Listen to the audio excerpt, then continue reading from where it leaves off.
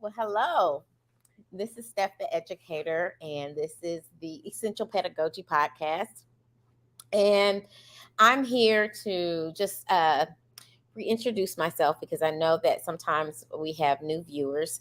I want to talk to you guys about how this podcast came to be, and just tell you a little bit about myself, and also to give you tips about summertime and kids, students. I call them students, you call them your children, but I haven't had young children in a little while. So want to talk about that a little bit and how my life has changed with having adult kids. But anyhow, um, I want to tell you that I started this podcast to as a ministry. Really, I found that there were lots of parents who had their hearts in the right place, wanted to help their children, and had absolutely no idea what to do to help maximize their child's education in a public school setting. So,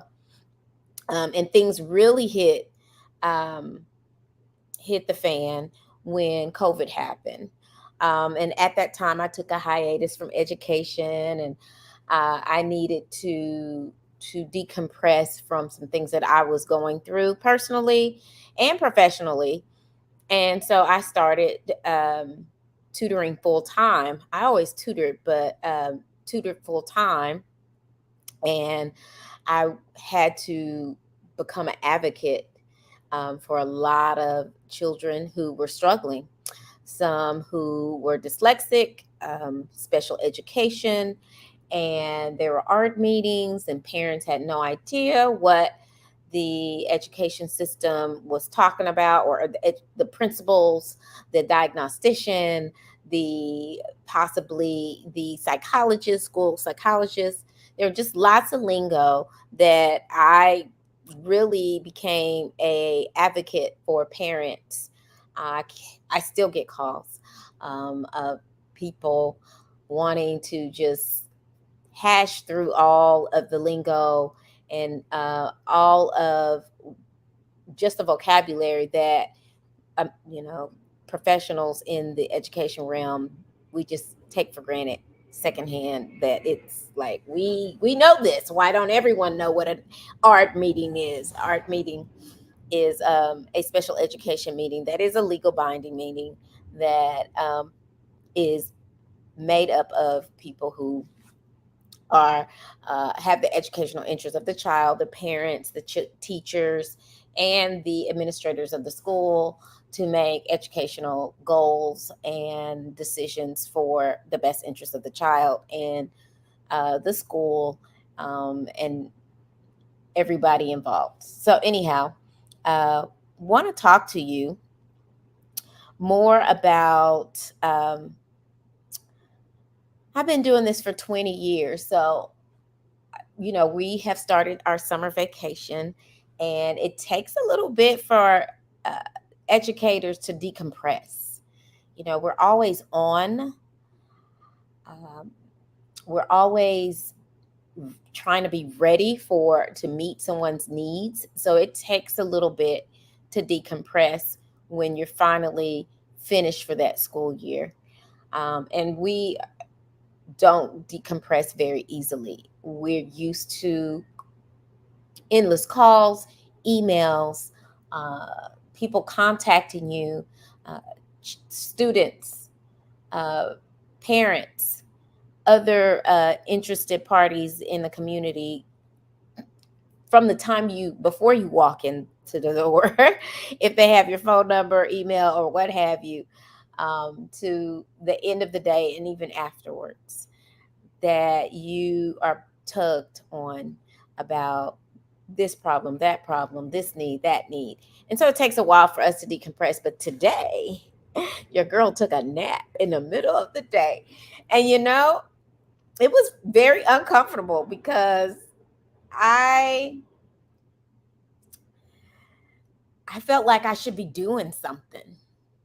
I felt like, well, I should be doing something. Now I did my floors yesterday. I did some organizing. I still have some organizing to do, but I didn't feel like doing it. Okay.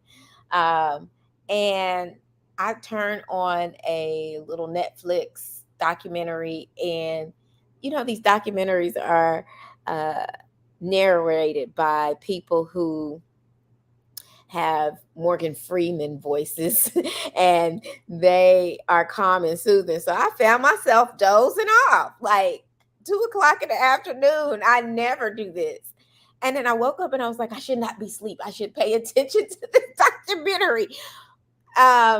And I finally said, let me just go and get this blanket and this pillow, and I'm going to lay on my sofa and take a nice little nap. And I did. And it really helped me be refreshed. Hopefully, it'll help take some of these years off of me because I feel like I'm getting a little bit older in my bones.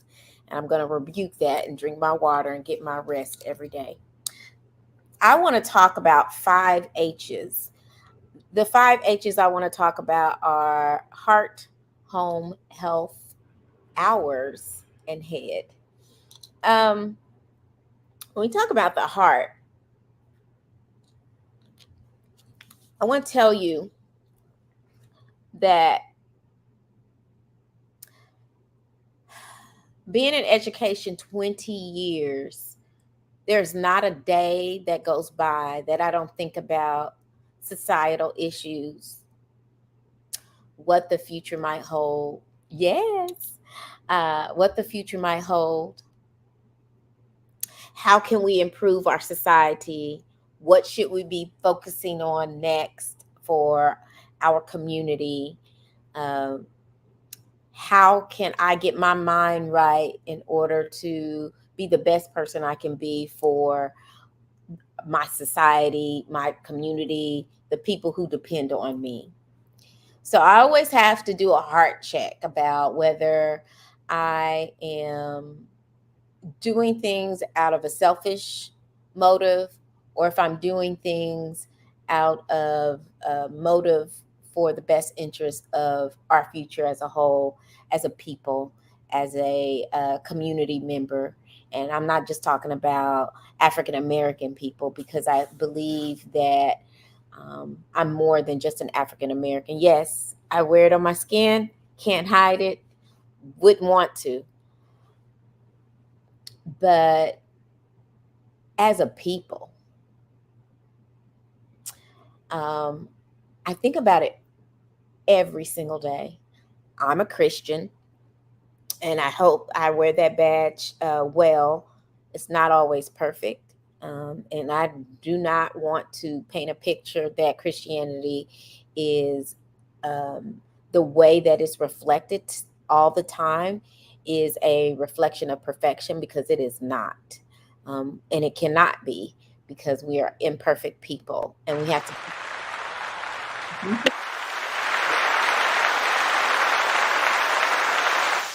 We definitely have to separate what our good works are and what our hearts bend is for the sake of Christianity and me as the sinner. Um, so we always have to check our hearts. I think it's very healthy. I think it's healthy to check our hearts when it comes to our children.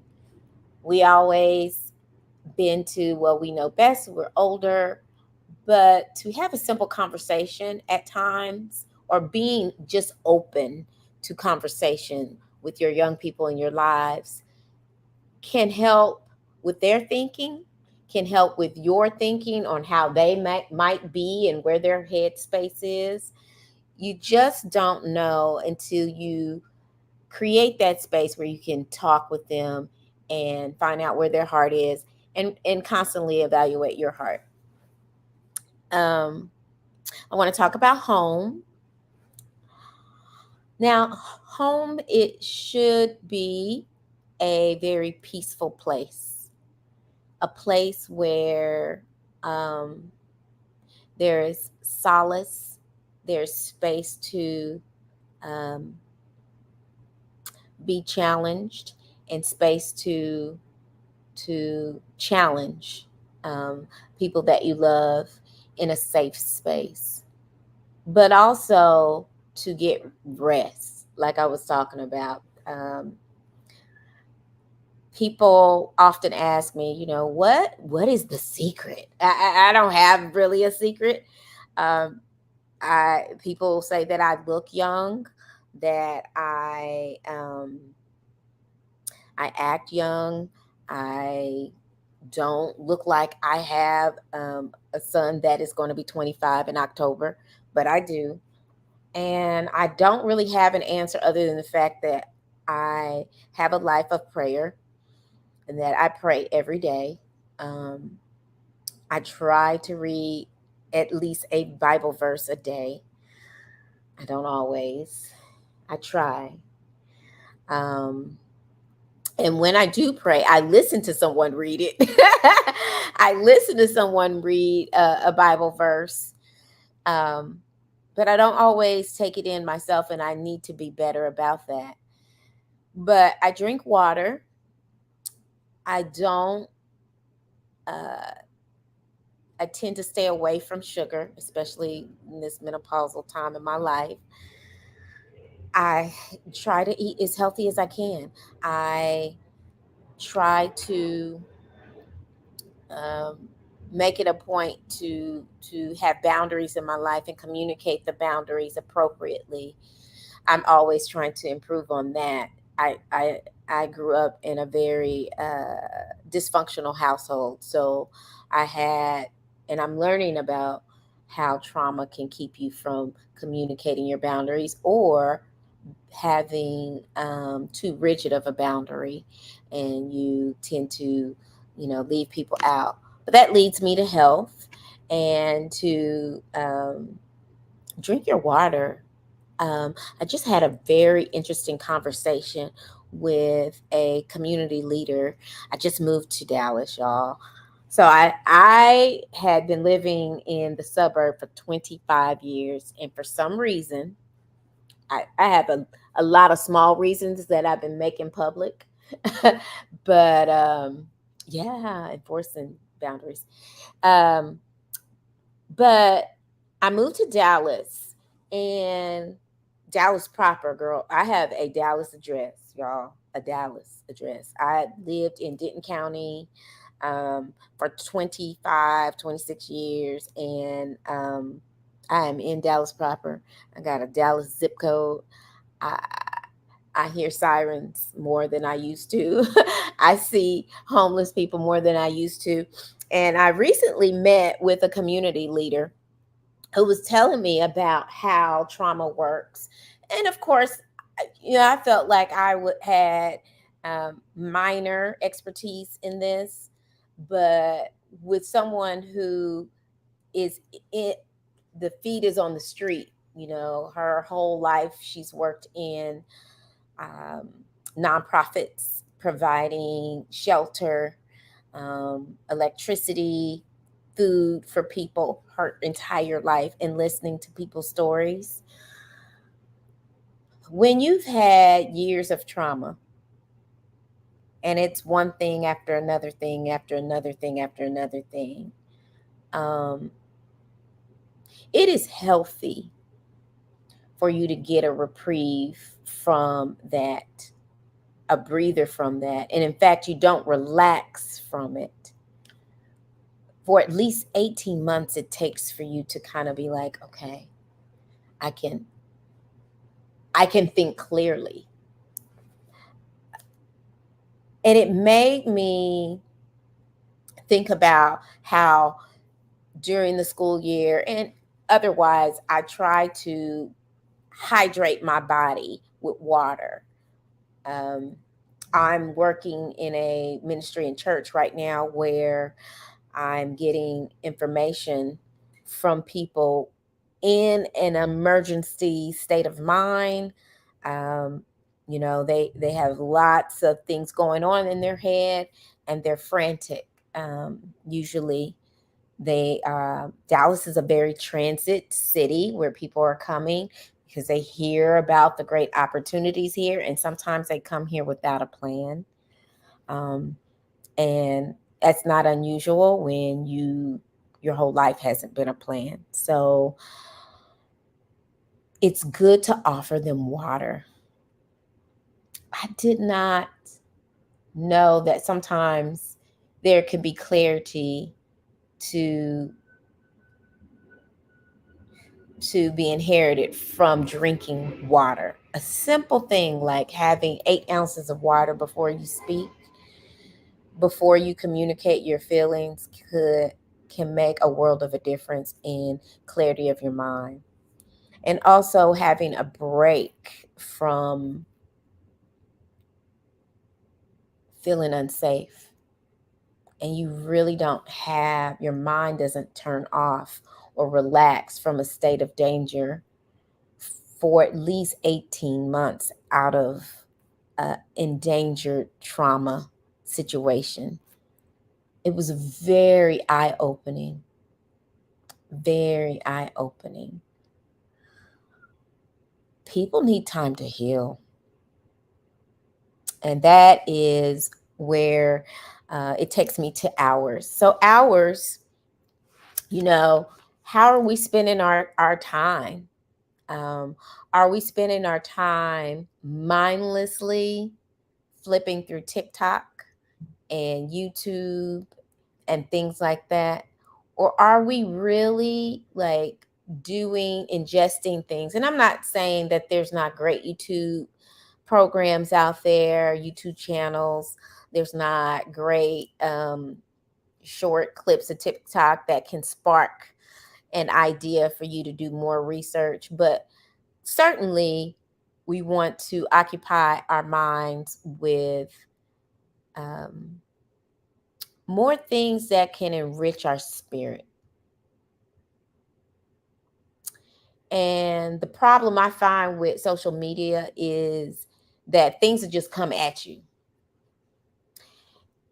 I know that people have their identities on social media, and if you are someone who looks at porn, then you're going to get more porn. Or if you look at educational things, you're going to get more educational. But every now and then, they will throw something at you in social media, and you're like, where did this come from? I'm looking at finances and how to get my money right, and they putting in here about love or something, relationships. I don't even know who this person is speaking. I don't know how they're assuming authority to speak into my life. But I want you to know that you have control over what goes into your mind and spirit. And I want you to take more control over that.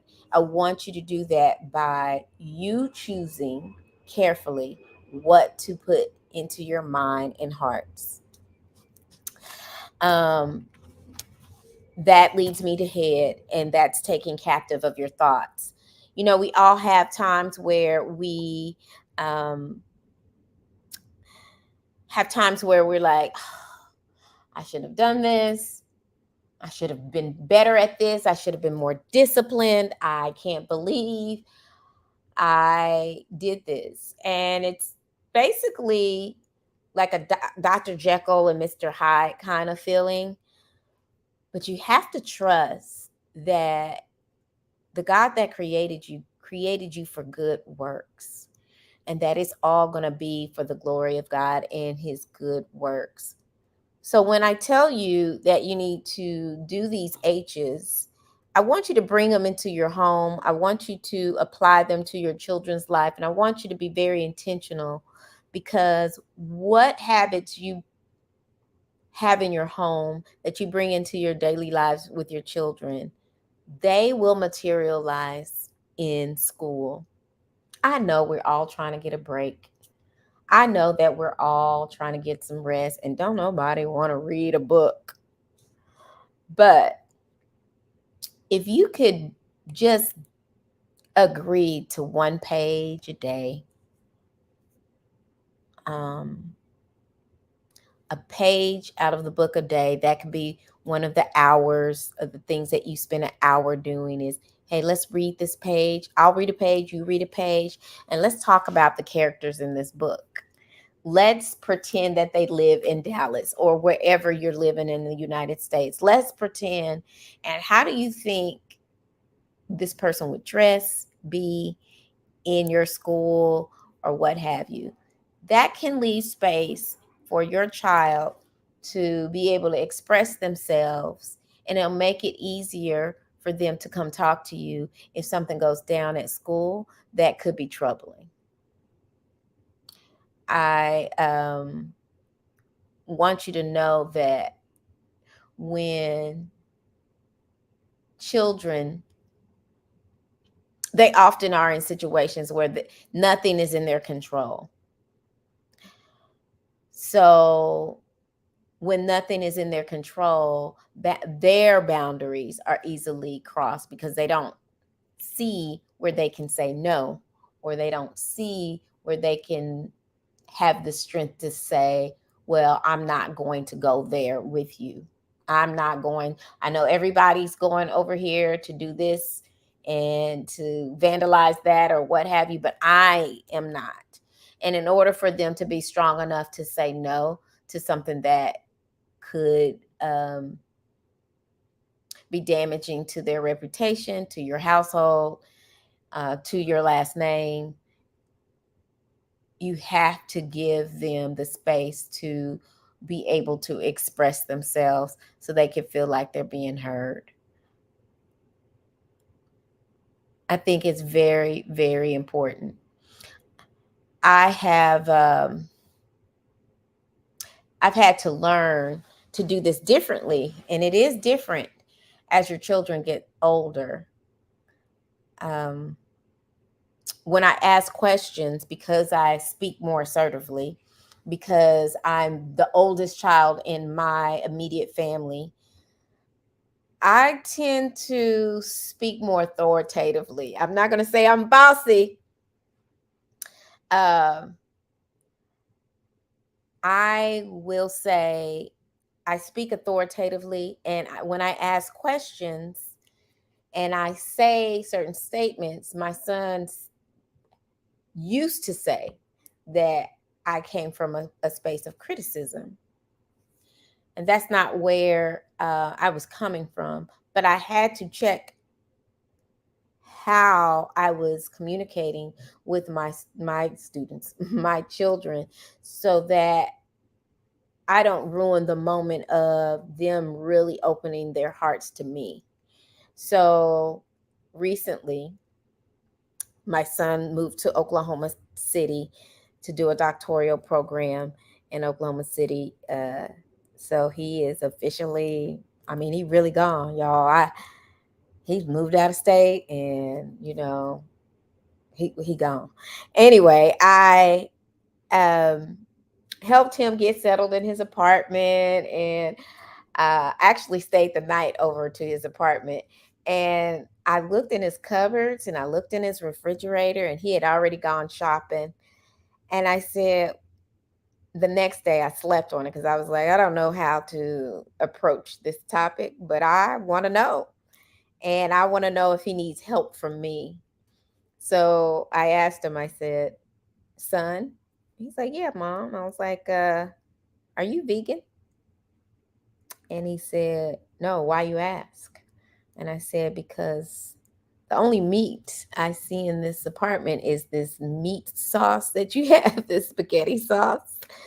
And you have noodles and things like that, but that's not really a lot of meat in that meat sauce. You know how that is. And he's like, Mom, I'm on a budget. I can't afford meat. And I was like, aw, son, I think I could buy you a couple packs of chicken and a little something. I can help you out. So let's go to the grocery store. But I say that because we always have to be mindful of our heart. We have to be mindful of what kind of home we have developed for our children, and environment we've developed for our children to communicate some of the crucial things. and that wasn't very crucial, but I know that if something was to come up important, I know budget's real. I know I'm proud of him. He's like, I'm on a budget, and I was like, well, your mom can help you, and I did. Um, but we have to be mindful of this, and we have to be nurturing. I feel like a little bit I was robbed at nurturing my own children, because I spent many years nurturing other people's children, and when I got home I was spent. Do you understand me? I was spent. uh, so I really took the summer times and this season in my life now that I'm just going to be the nurturer. I feel like I could have been a little bit more nurturing, and I want women, especially Black women, um, to be more mindful in nurturing your children, and just um, be a nurturing spirit, not babying our children, but be nurturing. Um, and if a child wants to cry, let them cry. If a child wants to go off and be by themselves, let them be by themselves for a while and then check on them. But be as supportive and nurturing as you can. Don't let life take you away from your H's, your heart, your home, your health, your hours of doing study and taking in good things, your headspace. Don't let life take over that to where you can't show up in life for your children. That's the best advice I can give anybody that is actively raising small children, school age children, is do not let this world take you away from your core God given job. Not a job.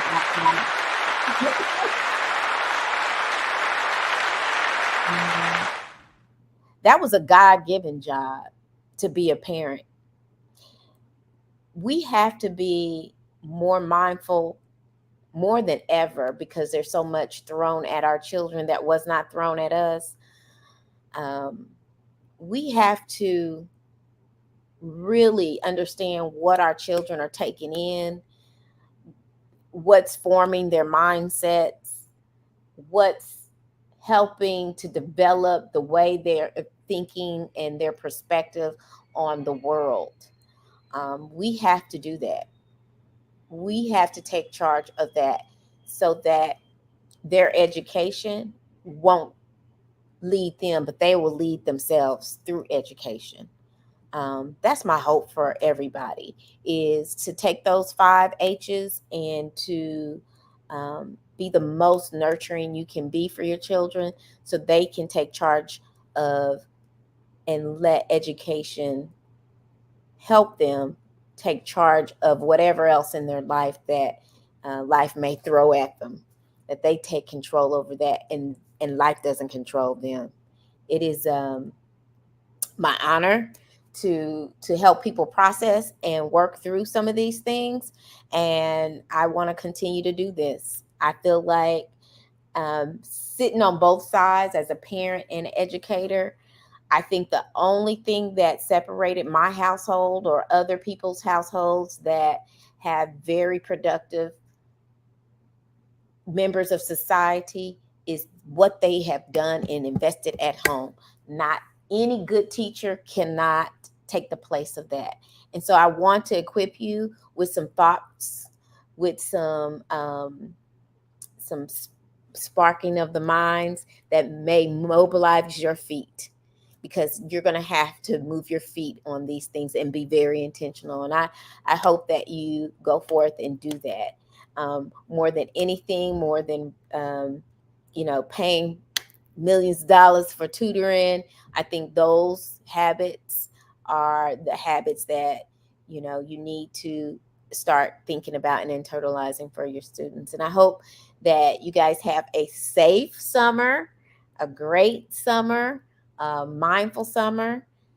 I hope that we all benefit from thinking more mindfully about our own communities. Homeless people are not invisible, they are out there. We all have a part in trying to help one another. We are our brother's keeper. And so, this is the reason why I'm here. And until the day I die, I'm going to talk about and do the best I can in helping somebody else. And that is my time. um, I really would like to get some feedback from some of you guys. So if you can please like reach out and let me know what you think about the podcast, what you'd like to hear more about. If you need to get if I need to write down a vocabulary list of acronyms in schools, I will do that. But until next time, I will see you guys later on Essential Pedagogy.